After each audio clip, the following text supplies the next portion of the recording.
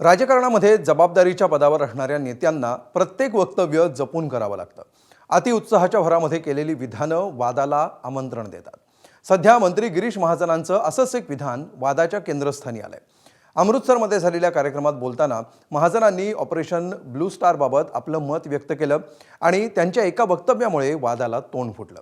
महाजन नेमकं काय म्हणाले आणि त्यानंतर काय घडलं याचा आढावा घेऊया या स्पेशल रिपोर्टमध्ये।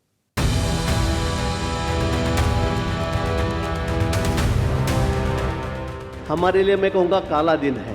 6 जून 1984 ये दिन हम कभी भूल नहीं सकते।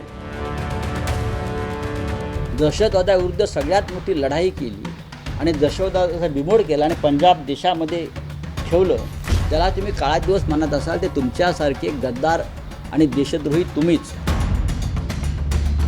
संजय राऊत उद्धवजी ठाकरे यांनी वाजे काय लादेन आहे का म्हणून अशा पद्धतीचं बेजबाबदारपणे वक्तव्य केलं होतं, समर्थन केलं होतं। त्यावेळेला उद्धवजी ठाकरे यांच्या हकालपट्टीची मागणी तुम्ही केली नाही। आपत्ती व्यवस्थापन मंत्री असणाऱ्या गिरीश महाजनांनी अमृतसरमध्ये केलेल्या एका वक्तव्यानं नवी आपत्ती ओढवून घेतली आहे। निमित्त होतं पंजाबच्या अमृतसरमध्ये आयोजित करण्यात आलेल्या 42व्या शहीदी समागम कार्यक्रमाचं। महाराष्ट्राचे सरकारी पाहुणे म्हणून या कार्यक्रमाला हजेरी लावलेल्या मंत्री गिरीश महाजनांनी ऑपरेशन ब्लू स्टार बाबत दिवंगत पंतप्रधान इंदिरा गांधींवर जोरदार टीका केली।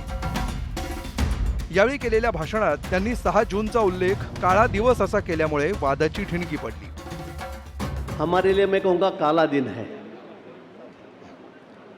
6 जून 1984 1984 ये दिन हम कभी भूल नहीं सकते। जिस तरह से हमारे हजारों भाई बहनें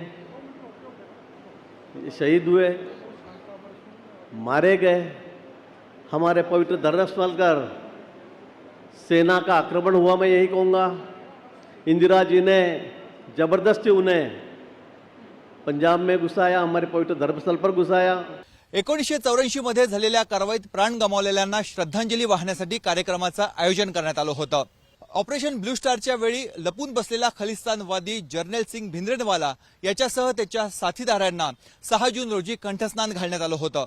शीख धर्मियांची सर्वोच्च संस्था असलेल्या अकाल तख्तकडून जर्नल भिंद्रनवालाला शहीदाचा दर्जा देण्यात आला आहे, पण भारत सरकारच्या दरबारी मात्र त्याची उल्लेख हा उग्रवादी अशी आहे। सरकारचे प्रतिनिधी म्हणून उपस्थित असणारे मंत्री गिरीश महाजन यांनी 6 जून हा दिवस काळा दिवस होता असा उल्लेख केला आणि वादाला तोंड फुटलं। दहशतवादाविरुद्ध सगळ्यात मोठी लढाई केली आणि दहशतवादाचा बिमोड केला आणि पंजाब देशामध्ये ठेवलं, त्याला तुम्ही काळा दिवस मानत असाल ते तुमच्यासारखे गद्दार आणि देशद्रोही तुम्हीच। मी या संदर्भात प्रधानमंत्र्यांना पत्र लिहून मागणी करणार आहे। गिरीश महाजन हा जो उपटसुंब आहे, भारतीय जनता पक्षातला इकडला भ्रष्ट माणूस आहे, त्याला काय कळत नाही। तुम्ही सामान्य जनतेला विचारा, इंदिरा गांधीच्या बलिदानावर तुम्ही शंका घेता? गिरीश महाजनांनी थेट इंदिरा गांधींवर टीका केल्यामुळे काँग्रेसनं त्यांच्यावर पलटवार केलाय। आता ऑपरेशन ब्लू स्टार, अतिरेक्यांविरुद्धची कारवाई, ह्या सगळ्या गोष्टी यांना काही खिशामध्ये पिस्तूल घेऊन शाळेच्या मुलांच्या समोर जाण्यासारखं वाटावं का बिबट्याच्या शोधामध्ये पिस्तूल जेम्स बॉन्ड सारखं काढून गाववाल्यांना त्या ठिकाणी दाखवण्यासाठी इव्हेंट करावा असं वाटावं? म्हणजे अशा तऱ्हेच्या व्यक्तिमत्वांना ना इतिहास माहिती ना कुठल्या तऱ्हेचा अभ्यास आहे। केवळ मतांच्या राजकारणासाठी ज्या पद्धतीचं हे कृत्य केलं जातं, ज्या पद्धतीची भाषा वापरली जाते, हे मला असं वाटतं की भारतीय जनता पक्ष हा किती खालच्या स्तरावर उतरत चाललेला आहे याचं निदर्शक आहे।